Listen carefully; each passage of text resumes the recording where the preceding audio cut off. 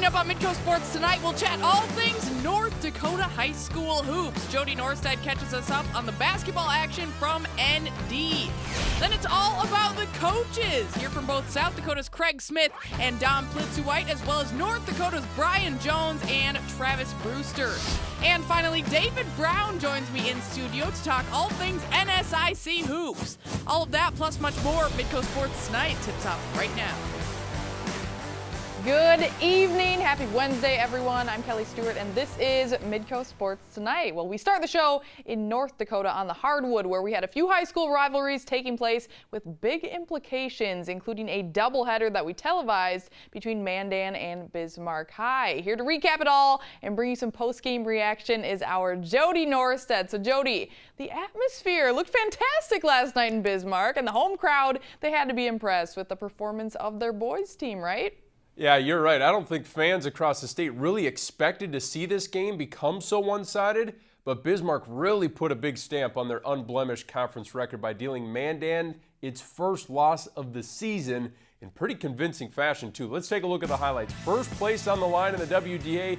We knew the Braves' post play was going to be tough. 6'6" Cameron Steckler, a pretty nice game with 17 points. His twin brother Trey, the school's new all-time leading scorer, finished with 22 points and 12 rebounds. UND football commit really impressed me. He is a handful underneath. He's probably going to be a first-team All-State pick this year. The Braves out-rebounded Bismarck 24-17 at halftime. Elijah Klein coming up with the big putback. The Demons held the advantage, though, in the score column, leading by 8 at the break thanks to some sharp shooting. Joe Johnner nailed a trio of three-pointers in the first half. He was hitting them from everywhere. And senior post Jalen Ziegler was another guy who came up big. Watch him down low in the post. Nice hesitation move. He scores 12 as the home team built its lead to 20. Jordan Wilhelm, the head coach of the Demons, told us on Monday that he likes his team balance. Now I understand why. Trajan Jangula, nice reverse layup underneath. How about another name? Senior guard Ian Schaefer, our player of the game. 15 points, 6 assists. The Demons made 12 three-pointers on 48% shooting from outside. That's unbelievable. They had 17 assists. This one was pretty. That leads to the 76-64 win. Second half, I thought we rebounded a lot better. First half, they kind of killed us on the boards, and then, we just kept knocking out shots, which we've been doing all year. Honestly, I think it was our guards and their three ball. I mean, we were able to really work it on the inside, which brought their defense in, and we were able to hit big threes towards the end of the game. In the East, the showcase game of the night pitted crosstown rivals West Fargo and Cheyenne against one another for second place in the East. Both teams came out scorching hot. Christian Kuntz sat out a handful of games to start the year, but he scored 28 in this one. The Mustangs are a strong team with that junior on the floor. Packers answer right back, though. Brett Liebel can hit from outside. His three ties the game. The rest of the first half belonged to the Mustangs. Nifty passing leads to the Zach Westfall bucket. And on the next possession, it's Westfall to Keaton Ballstead for the corner three in transition. The Mustangs jump out to a 14-6 lead. They led by half a dozen at halftime. The lead eventually grows to 13 on this layup by Kuntz. But like they did earlier this season against Shanley, the Packers rallied in the second half. Joe Pistorius leading the charge.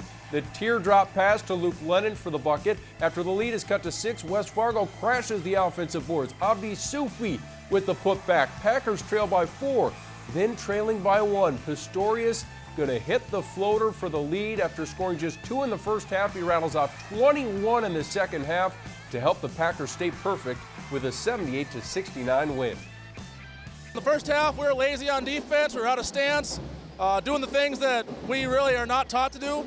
Second half, our leadership stepped up. Players, Joe Pistorius, Cepeda, they all decided to play harder and go win the game as seniors. I mean, right away, we weren't taking the best of shots, but the second half, I mean, I told our guys we need to take better shots, we need to play some defense, and at the last 8 minutes, our guys played incredible defense. West Fargo and Davies now sitting atop the EDC, sharing that first place lead. Now let's get to the girls portion of these doubleheaders, starting with Mandan at Bismarck, a battle of 3 and 4 in the conference. Mandan's Kennedy Harris is one of those players that can hurt you inside and out. She wasn't afraid to drive to the hoop, that's for sure. She scored 8 points in the first half. She made passes like this, too, to Megan Zander, a first-team All-Stater last year as a sophomore. Bismarck couldn't find his three-point shot, so Megan Henderson had to be at her best. The junior scores 11. Sophomore Olivia Dickerson down low had a good game, scoring 8 points. But Xander and the Braves were just relentless from start to finish. Xander scored all of her 17 points in the first half. Meanwhile, Harris had a milestone night. She scored 18 and eclipsed the 1,000-point mark. Mandan won at 70-49. The Braves are now in third place in the WDA with co-leaders Century and St. Mary's set to square off tomorrow. In the East, Cheyenne really flexed its muscle with a dominant performance against West Fargo. Yasmina Dakara going to steal the ball away here and take it coast to coast to put Cheyenne up 6-zip early. Turnovers can play a factor when you have two rivals going hard at one another, and that was the story. The Packers lose it, but Dakara steals it right back, finds Shelby Weber for the easy two. The Mustangs roll to a 70-30 win. We're still old school. We believe in defense, and we didn't get off to the greatest start offensively, but we talk about how if we keep playing defense and we keep getting stops, that eventually the offense will come. I mean, tonight it was just those and ones. I mean, they were going down. I was just finishing the clock, the bucket. Oh my goodness, I was just finishing, and it was just a good night in the lane for me. Two great crowds in both of those games. Absolutely love it when you get to see rivals meet. Nice win for Cheyenne, who has a big one coming up against Davies on Friday. Kelly, back to you. All right, thank you so much, Jody. Good stuff. When we come back, we'll send it down to Vermilion, where Jay Elson is joined by head men's basketball coach Craig Smith. You're watching Midco Sports Tonight.